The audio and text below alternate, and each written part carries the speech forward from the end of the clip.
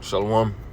Before I begin, I want to give all praises to Yahweh, Ba'ashem, Yahushua, Ba'ashem, Rakakwadash, and the honor to the apostles, the elders, great millstone, Shalom to the Akim, teaching his word throughout the four corners, in true sincerity.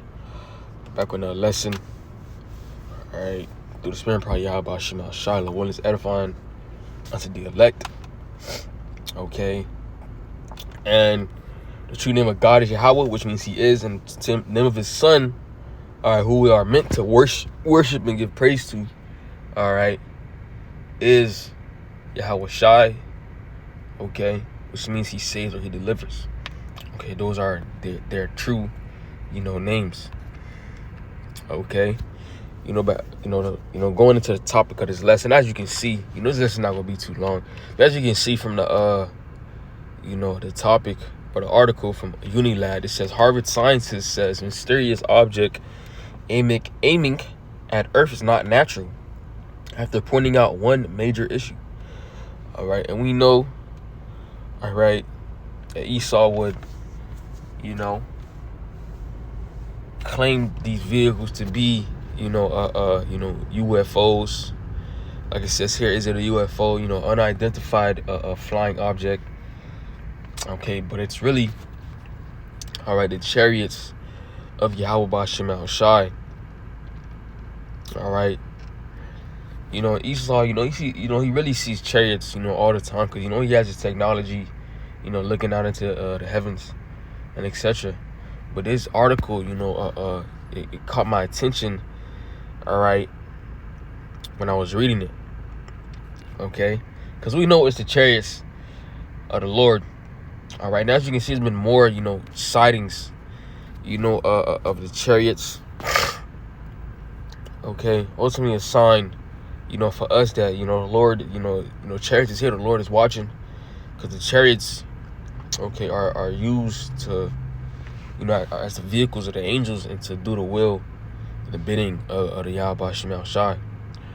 There's multiple, chariots, but the chariots are going to be used, to deliver us and to also play a part in the destruction, in this kingdom, because it's not only going to be the nukes, but also the the concentrated fire, from the chariots as well.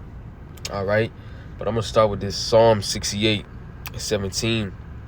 It says, the chariots of the Most High are 20,000, even thousands of angels. The Lord is among them, as in Sinai, in the holy place. So the chariots, we can't put a number on it, because it's it's the Lord. Can't put no limit on the Lord.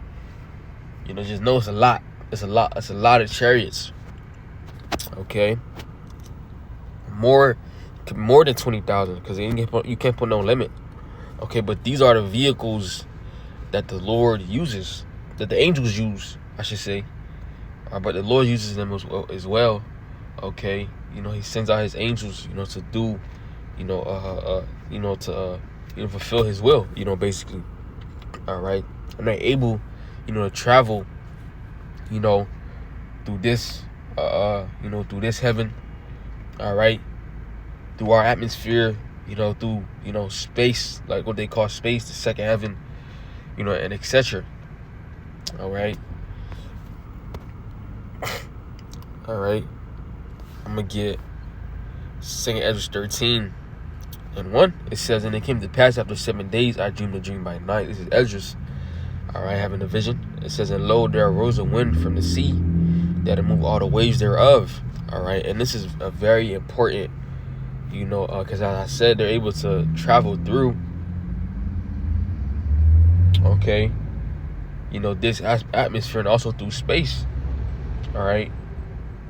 They have the ability to do that, but Esau's machinery, he cannot, do that, because we have the firmament. And this is, and I beheld, and lo, that man waxed strong with the thousands of heaven. Backing up that Psalm 68:17.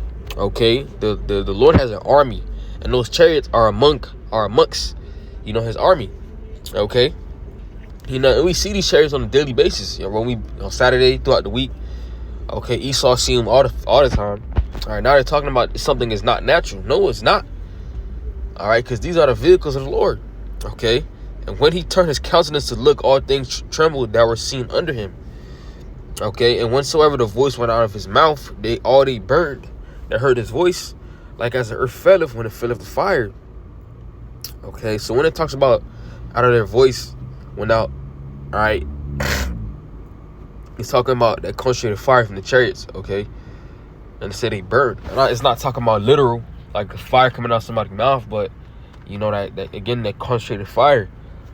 You see it in movies, you know, you have chariots, okay, or UFOs, all right, and you see the UFOs, one of the weapons that it has is, you know, it zaps people, it turns them into dust, all right.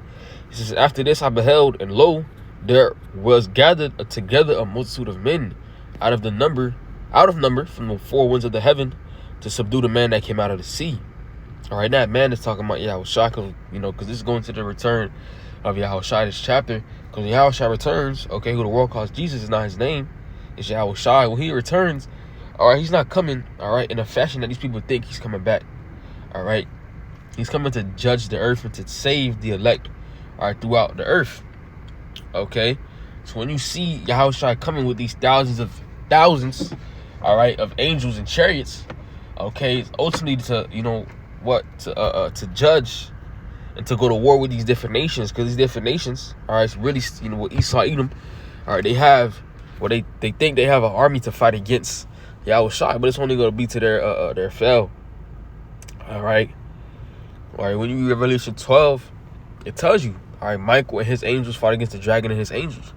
So these angels that the Lord has, you know, Michael, the other angels as well, all right, they're going to be fighting against, you know, Esau, all right, this revised Roman system, okay, and these other nations as well, all right, Esau's army, you know, these other nations that are going to try to fight, these other heathens that are going to try to fight against the Lord as well, okay, because this is about war. We're in a time of war, okay. When Esau sees these different signs of, you know, things not natural, he knows what it is. Because it's in the scriptures and we talk about it on a daily basis, and they actually see, you know, the proof of it. It's not something we just, you know, just talking out our ass. It's not just our own opinion. All right, this is out of the Bible. It says, "But I beheld, and lo, he had engraved himself a great mountain and flew upon it." All right, because it was so large. But I would have seen a region or place where out the hill was graven, and I could not. Right, because again, it was so large. The others couldn't see the beginning of it or the end of it. Or like you have a car, you can see the start of the car, the end of the car. But with the chariot that Yahushua is coming in, okay, like the fathership that he's coming in, you're not going to see the beginning of it or the end of it. All right, it's going to cover the earth. All right, hence the scripture. All right, Revelation 1 and 7, it says, every eye shall see. All right, this is not something that, you know, that's going to be missed. It's going to be right in the sky. All right.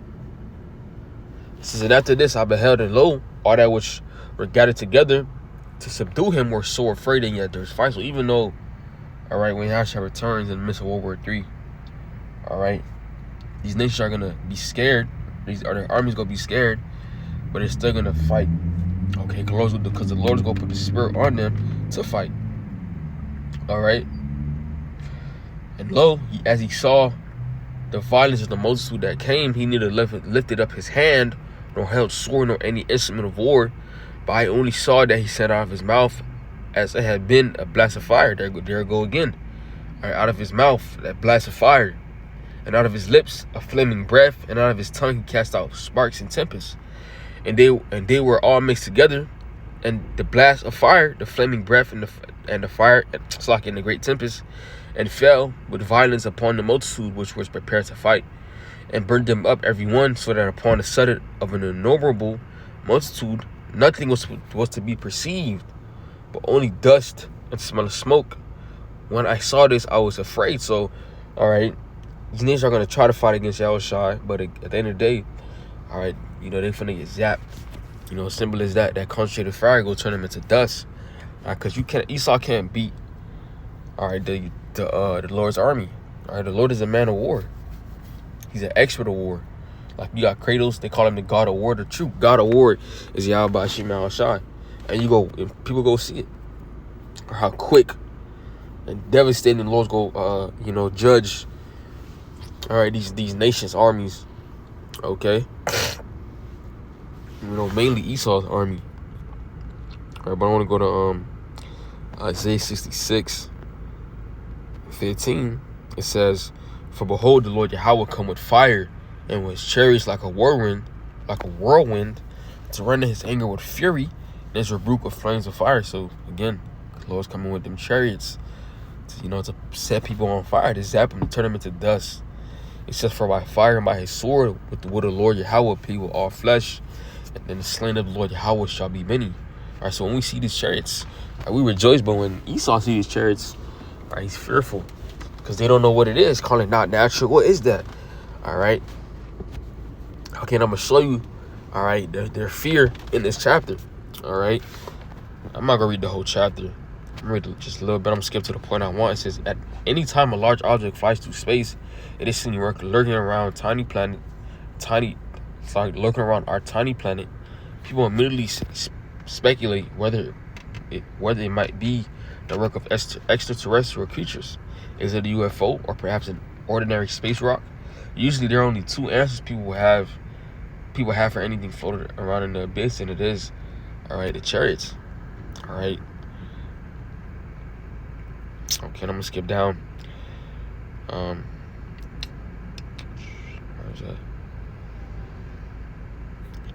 This right here. It says, "It may come to save us, all right, or destroy us. He said we'd be ready for both options and check whether all interstellar objects are rocks." All right, so Esau being fucking proud, talking about we be ready, and I be ready. All right, because this is you got Esau telling himself the technology that these vehicles have is 1,000 years into the future. There's nothing that they can do to defend against it. All right, and it is going to do exactly what it says, either to come save us, not really them, but it's going to come save us, the elect, or destroy us, and go destroy Esau's kingdom and these heathens, and wicked are our people as well. All right, unless you repent. Okay. What else? He says he also thinks government should be well underway with a plan of action if it turns out to be anything more than a space rock. Right, they're trying to, Esau's trying to, all right, set up his space force. All right, he thinks he has a chance because of the technology that he has, because he's blessed with the sword. He's proud as well.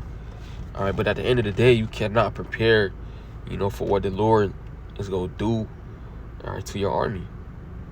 All right, you had that video a couple years back, all right, I believe it was in Iran.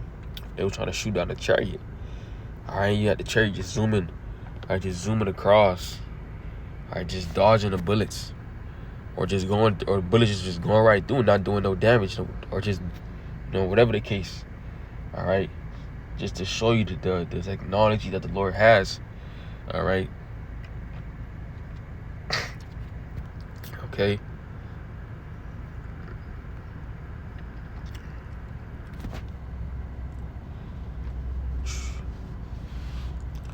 With that, all in this lesson was edifying. Give all praises to Yahweh, Bashem Al Shah, Bashem Kakudash, and the bond to the apostles, and others great millstone, and shalom to the Akim teaching, Dr. Four Corners, and true sincerity. Shalom.